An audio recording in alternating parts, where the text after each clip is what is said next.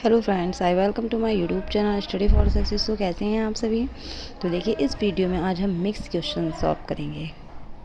ठीक है, इस वीडियो में आज हम मिक्स क्वेश्चन सॉल्व करेंगे और ये वीडियो आप स्टार्टिंग से लेकर एंड तक ज़रूर देखिएगा। ठीक है, और इस वीडियो में आपके कितने आंसर राइट होते हैं मुझे कमेंट बॉक्स में ज़रूर बताइएगा। तो चलते हैं टाइम वेस्ट ना करते हुए। अब फर्स्ट क्वेश्चन है हमारा, कौन सी फिल्म आर्ट अवार्ड पाकर 4D 3 लिखा हुआ है यहाँ पे था 4D अधिकतम ऑस्कर जीतने वाली फिल्म बनी। अवतार, Titanic, Slumdog millionaire, apocalypse now. तो इसका राइट ऑप्शन जो है वो हमारा हो जाएगा स्लमडॉग मिलियनेयर। ठीक है, इसका ग आंसर हमारा राइट हो जाएगा। अगर आप चैनल पर नए हैं तो प्लीज़ चैनल को सब्सक्राइब कीजिए। नेक्स्ट क्वेश्चन है हमारा, कल्पसूत्र की चित्रित पोथी प्राप्त हुई है। मालवा, गुजरात, ओरछा, दक्कन। तो जो हमारी कल्पसूत्र की चित्रित पोथी है वो हमारे गुजरात से प्राप्त हुई, यानी कि वी ऑप्शन हमारा राइट हो जाएगा। और एक चीज़ मैं और बता दूं कि जो कल्पसूत्र जो जैन ग्रंथ है इनमें जैन तीर्थंकरों के जीवन चरित्र वर्णित है। ठीक है, और इसके जो कल्पसूत्र के रचयिता हैं वो भद्रबाहु हैं। कौन है, एक मिनट। इसके जो क्या नाम है, कल्पसूत्र के जो रचयिता हैं यानी कि जो रचनाकार हैं वो हैं भद्रबाहु। ठीक है, और कहते हैं ये कि 1500 वर्ष बाद की ये रचना मानी जाती है महावीर के निर्माण से। ठीक है, चलिए नेक्स्ट क्वेश्चन देखते हैं हम कि कला के संदर्भ में कलम का क्या पर्याय है। लेखनी, शैली, कूंची, उपयुक्त में से कोई नहीं। तो बहुत से लोग यहाँ पे लेखनी भी सोच रहे होंगे, बहुत से शैली भी सोच रहे होंगे, बट मैं इसका आपका राइट आंसर बता दूँ। जो कला के संदर्भ में कलम का पर्याय है वो हमारा शैली हो जाएगा, यानी कि सी ऑप्शन हमारा राइट हो जाएगा।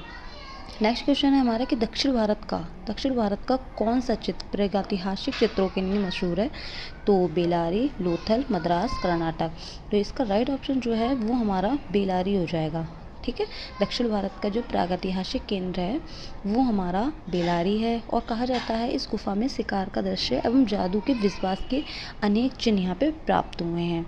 ठीक है, नेक्स्ट क्वेश्चन है हमारा कि हिंदू व्यू ऑफ आर्ट पुस्तक के लेखक कौन है। आप लोगों को बताना है जो हिंदू व्यू ऑफ आर्ट पुस्तक है उसके लेखक कौन है। हेवल हो जाएगा, मुल्कराज आनंद हो जाएगा, पर्सी ब्राउन हो जाएगा, आचार्य रामचंद्र शुक्ल हो जाएगा। तो इसका जो राइट आंसर है वो डॉक्टर मुल्कराज आनंद हो जाएगा। ठीक है, मैं इनका जो जन्म हुआ था इनका जन्म जो हुआ था वो हुआ था इनका जो जन्म हुआ था वो 12 दिसंबर। ठीक है, 12 दिसंबर 1905 को हुआ था। ठीक है, और जो इनकी मृत्यु हुई थी वो 28 सितंबर 2004 को हुई थी। ठीक है, आप लोगों को याद रखना है। और जो इनका जन्म हुआ था वो पेशावर में हुआ था, और जो इनकी मृत्यु हुई थी वो पुणे में हुई थी। आप लोगों को याद रखना है। ठीक है, तो इसका राइट आंसर क्या हो जाएगा हमारा मुल्कराज आनंद। चलिए नेक्स्ट क्वेश्चन देखते हैं, नेक चंद सैनी का संबंध किससे है। तो नेक चंद सैनी का संबंध हमारा किससे है Vrindavan garden, rock garden, Mirzapur, वास्तु विद्या। तो नेक चंद सैनी का संबंध हमारा किससे है, रॉक गार्डन से। वृंदावन पे नहीं जाना। नेक चंद सैनी का संबंध हमारा किससे है, रॉक गार्डन से। सॉरी, नेक चंद सैनी का संबंध हमारा रॉक गार्डन से है। और कहते हैं इनका जो जन्म हुआ था वो 1924 में पंजाब में हुआ था। इनका जो जन्म हुआ था वो पंजाब के गुरदासपुर ज़िले में हुआ था। ठीक है, चलिए नेक्स्ट देखते हैं, बोधि वृक्ष क्या है। बोधि वृक्ष क्या है, आंवला का वृक्ष है, आम का वृक्ष है, बट का वृक्ष है, पीपल का वृक्ष है। तो जो बोधि वृक्ष है वो हमारा पीपल का वृक्ष है। ठीक है, यानी कि डी ऑप्शन जो है हमारा करेक्ट हो जाएगा। ठीक है, नेक्स्ट क्वेश्चन देखते हैं हम, सुमित्रा नंदन पंत को किस रचना के लिए ज्ञानपीठ पुरस्कार मिला। तो मैं आपको बता दूं, जो सुमित्रा नंदन पंत हैं उनको चिदम्बरा के लिए, किसके लिए, चिदम्बरा के लिए ज्ञानपीठ पुरस्कार मिला। ठीक है, और मैं इनके बारे में और बता दूं, जो सुमित्रा नंदन पंत थे ये हिंदी में छायावादी युग के 4 स्तंभों में से एक हैं। इसमें से छायावादी युग के 4 प्रमुख स्तंभों में से एक है। और जो इनका जन्म हुआ था ना वो इनका जन्म 20 मई 1900 ईस्वी में हुआ था। ठीक है, 1900 ईस्वी में हुआ था, और कहाँ हुआ था, कौसानी अल्मोड़ा में हुआ था। और जो इनकी मृत्यु जो हुई थी इनकी 28 की क्या हुई थी, 28 दिसंबर। स्क्रीन थोड़ी छोटी है,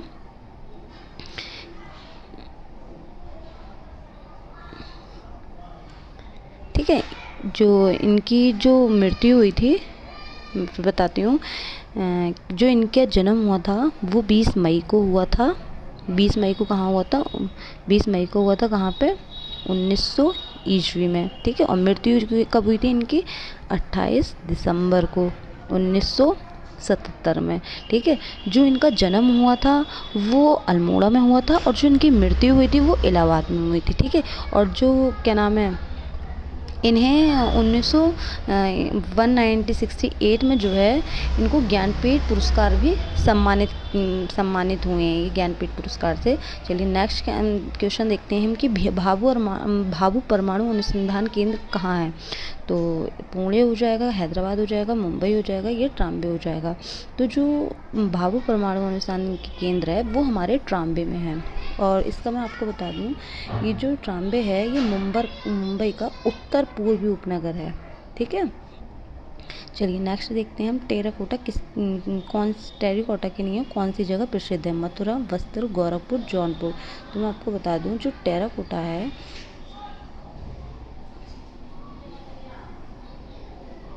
ठीक है, जो टेराकोटा है उसके लिए गोरखपुर प्रसिद्ध है। बहुत से लोग बस्तर समझ रहे होंगे, बस्तर इसका करेक्ट आंसर नहीं, बस्तर गलत हो जाएगा, ठीक है। नेक्स्ट क्वेश्चन है हमारा कि ज्ञानपीठ पुरस्कार किससे संबंधित है? तो कला, नाटक, साहित्य या संगीत। जो ज्ञानपीठ पुरस्कार है वो हमारा साहित्य से संबंधित है। किससे संबंधित है? साहित्य से संबंधित है। और कहते हैं ये जो भारतीय साहित्य के लिए सबसे बड़ा साहित्य पुरस्कार माना जाता है। और इसकी जो स्थापना हुई थी, काहे की ज्ञानपीठ पुरस्कार की जो स्थापना हुई थी ये 1961 में हुई थी। कब हुई थी? 1961 में हुई थी। और कहा जाता है इसमें पुरस्कार स्वरूप जो है 11 लाख रुपये, एक प्रशस्ति पत्र और बाग देवी सरस्वती देवी की कांस्य प्रतिमा प्रदान की जाती थी, जिसको ये पुरस्कार मिलता था, ठीक है। आप लोग याद रखिएगा। अब नेक्स्ट क्वेश्चन है हमारा कि किताब के पिछले सिरे मोटाई को क्या कहा जाता है? फॉरेज, वाल या स्टिचिंग या स्पाइन। बहुत से लोग इसको फॉरेज भी सोच रहे होंगे, बट इसका जो करेक्ट आंसर है वो स्पाइन हो जाएगा। क्या हो जाएगा? इसका आंसर जो हो जाएगा वो स्पाइन हो जाएगा। चलिए नेक्स्ट क्वेश्चन देखते हैं हम। सॉरी, जो 13 का है वो मिस हो गया है। चलिए हम 14 का देखते हैं। इसमें पूछा गया है कि चित्रकारी के विभिन्न कार्य क्या हैं? स्मृति के लिए दृश्य सहायक के रूप में कार्य करना, कलाकृति के अध्ययन के रूप में कार्य करना, स्वयं के तैयार कलाकृति के रूप में कार्य करना, ये उपयुक्त सभी। तो इसका करेक्ट आंसर जो हो जाएगा वो उपयुक्त सभी हो जाएगा, यानी कि डी ऑप्शन हमारा राइट हो जाएगा। नेक्स्ट क्वेश्चन है हमारा कि प्लास्टर ऑफ पेरिस किससे बनता है? क्या? प्लास्टर ऑफ पेरिस किससे बनता है? तो लाल बलुआ पत्थर हो जाएगा, जिप्सम हो जाएगा, चूना पत्थर हो जाएगा या संगमरमर हो जाएगा। तो इसका करेक्ट आंसर जो है वो हमारा जिप्सम हो जाएगा, ठीक है। प्लास्टर ऑफ पेरिस जो है वो जिप्सम से बनता है। चलिए नेक्स्ट देखते हैं कि फुलकारी कला क्या है। इसमें पूछा है फुलकारी कला क्या है? पॉपुलर कला, ललित कला, लोक कला या शिल्प कला। तो फुलकारी कला क्या है? जैसे कि आप सभी जानते हैं ये हमारी एक लोक कला है। क्या है? ये हमारी एक लोक कला है, ठीक है। और यह जो विशेषता है ये पंजाब प्रांत की लोक कला है, ठीक है। नेक्स्ट क्वेश्चन देखते हैं हम कि कोणार्क का मंदिर किस भारतीय हिंदू देवता को समर्पित है? शिव को, विष्णु को, सूर्य को, ब्रह्मा को। तो आपको याद रखना है ये कोणार्क का मंदिर जो है ये सूर्य देवता को समर्पित है, ठीक है। और कहते हैं ये जो मंदिर है उड़ीसा में स्थित है। और क्या नाम है, जगन्नाथपुरी जो मंदिर है उससे 26 किलोमीटर दूर उत्तर पूर्व कोण पर समुद्र तट के किनारे स्थित है। और कहा जाता है 11वीं, अगर आपके क्वेश्चन में पूछा जाए कि ये किसकी सहायता से बनाया गया है और कितने सालों में पूर्ण हुआ और किसने बनवाया, तो आपको याद रखना है ये 11वीं शताब्दी। क्या? ये 11वीं शताब्दी में गंगाराज प्रथम नरसिंह देव ने 1200 कारीगरों की सहायता से 12 वर्ष में पूर्ण करवाया था, ठीक है। और एक चीज़ मैं और बता दूं कि ये पूछा जाए कि सूर्य मंदिर जो है ये कहाँ है, ये किसके पास है, तो आपको याद रखना है जो ये सूर्य मंदिर है ये चंद्रभागा नदी जो प्रभावित होती है तो उसमें और एक चीज़ मैं और बता दूं, जो कोणार्क का सूर्य मंदिर है, जो कोणार्क का सूर्य मंदिर है, इसकी रचना जो है एक रथ के रूप में की गई है, जिन्हें 7 घोड़ों द्वारा खींचते हुए दर्शाया गया है। ठीक है, नेक्स्ट क्वेश्चन देखते हैं कि गुप्त काल में प्रसिद्ध ईंट मंदिर कहाँ पर है? तो देवगढ़ हो जाएगा, ऐरण हो जाएगा, भीतरगांव हो जाएगा, बोधगया हो जाएगा। तो गुप्त काल का जो हमारा मंदिर है वो कानपुर जिले में भीतरगांव में स्थित है, यानी कि इसका बी ऑप्शन जो है हमारा करेक्ट हो जाएगा। और मैं आपको ये बता दूं, ये जो मंदिर है ना, ये गुप्तकालीन मंदिर है। ठीक है, चलिए नेक्स्ट देखते हैं हम कि स्तूप जो है वो किस भाग को कहते हैं? तो स्तंभ के ऊपरी भाग को कहते हैं, द्वार के ऊपरी भाग को, छतरी के ऊपरी भाग को, या अंडे के ऊपरी भाग को। तो मैं आपको बता दूं, जो स्तूप का जो हर्मिका है वो अंडे के स्फीयर के ऊपरी भाग को कहते हैं। ठीक है, यानी कि डी ऑप्शन जो है हमारा इसका करेक्ट हो जाएगा। ठीक है, नेक्स्ट क्वेश्चन है हमारा कि बाबर द्वारा जो पहली मस्जिद है वो कहाँ स्थित है? अयोध्या, पानीपत, हिसार, आगरा। तो बाबर द्वारा जो हमारी पहली मस्जिद है वो पानीपत में स्थित है। कहाँ पे? पानीपत में स्थित है। और एक चीज़ मैं और बताऊं कि ये बाबर द्वारा निर्मित करवाई गई पहली मस्जिद थी। ठीक है, और इसके अतिरिक्त जो है बाबर ने रुहेलखंड में संभल की जामा मस्जिद तथा आगरा में लोधी किले के भीतर एक मस्जिद बनवाई।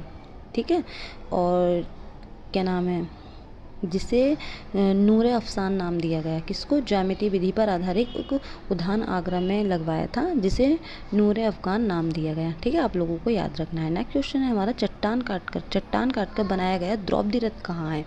पूछा जाए आपसे, चट्टान काट कर बनाया गया द्रौपदी रथ कहाँ है? तो आपको याद रखना है कि ये जो चट्टान काट कर जो द्रौपदी रथ बनवाया गया है ये हमारा महाबलीपुरम में है। ठीक है, महाबलीपुरम में है। चलिए नेक्स्ट क्वेश्चन है हमारा कि भारत में कुशालकालीन मूर्तियों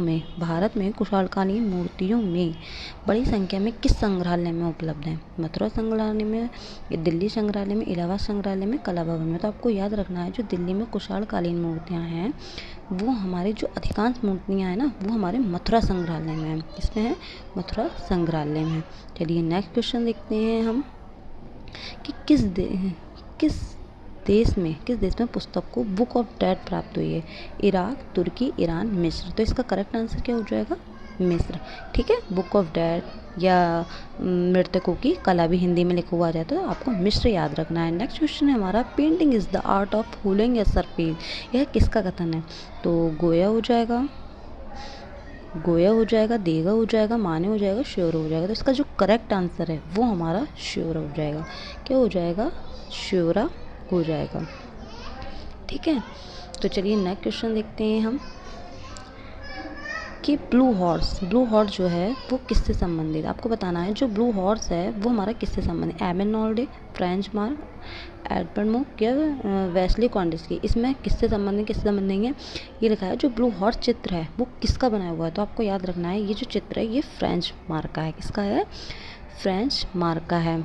और पूछ लिया जाए कि फ्रेंच मार्क ने ये कब बनाया था, तो आपको याद रखना है यह 1911 में बनाया था। ठीक है,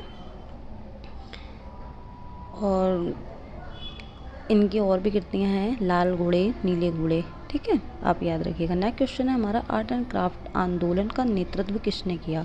आर्ट एंड क्राफ्ट आंदोलन का नेतृत्व किसने किया?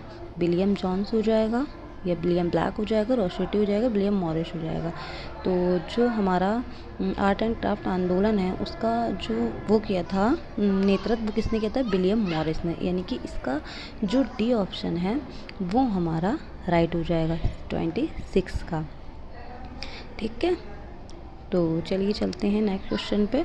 27 है हमारा अपोलो एंड डेफने नामक प्रसिद्ध मूर्ति शिल्प के मूर्तिकार कौन है? तो वॉलेन्यो हो जाएगा, वर्ननी हो जाएगा, डोनातेल्लो हो जाएगा, या सेलिनी हो जाएगा। ठीक है, तो इसका जो करेक्ट आंसर है वो हमारा क्या हो जाएगा? वर्ननी। ठीक है, अपोलो एंड डेफने के कौन है? वर्ननी। और मैं इनके इनका और भी चित्र बताती हूँ। इनके चित्र है स्टेसी ऑफ सेंट टेरेसा जो 1652 में बनाया गया था। एक है इनका चेयर ऑफ सेंट पीटर जो 1666 में बनाया गया था। एक है इनका बस्ट ऑफ लुइस जो 1665 में बनाया गया था। एक है इनका मेडूसा 1630 में बनाया गया था।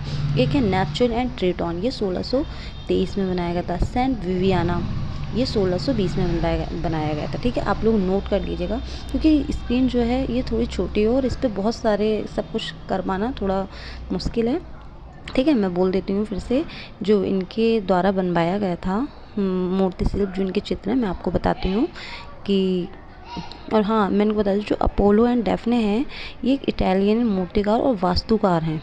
ठीक है, ऑप्शन में पूछ लिया जाए कि अपोलो एंड डेफनी का मूर्ति शिल्प देख लीजिए, जैसे कि इसमें दिखाई दे रहा है कि मूर्ति शिल्प है, तो ये मूर्ति शिल्प यानी कि मूर्तिकार और वास्तुकार थे। ठीक है, इनके जो मूर्तियाँ मैं आपको बताती हूँ।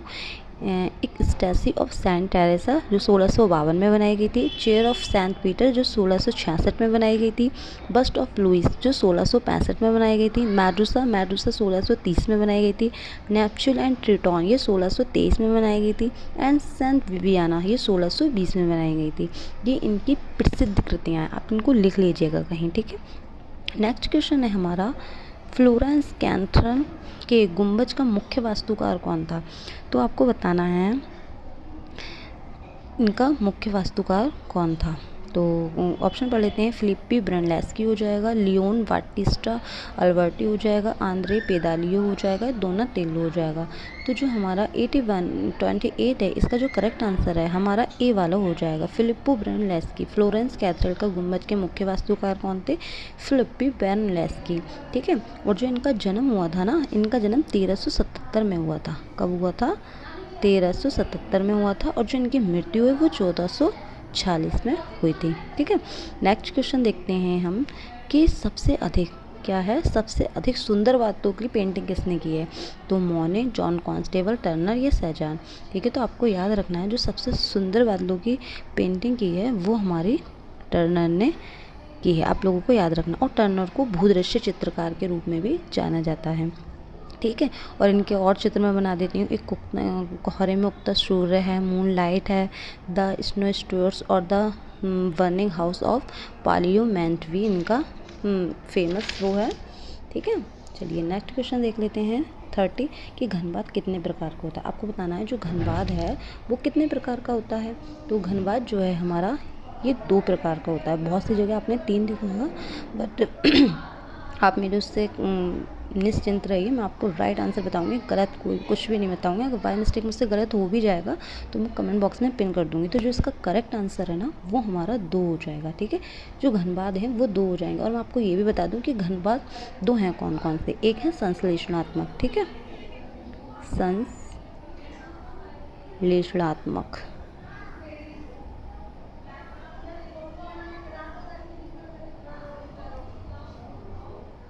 ठीक है, एक है संश्लेषणात्मक, आप नोट कर लीजिएगा, एक है संश्लेषणात्मक और एक है विश्लेषणात्मक।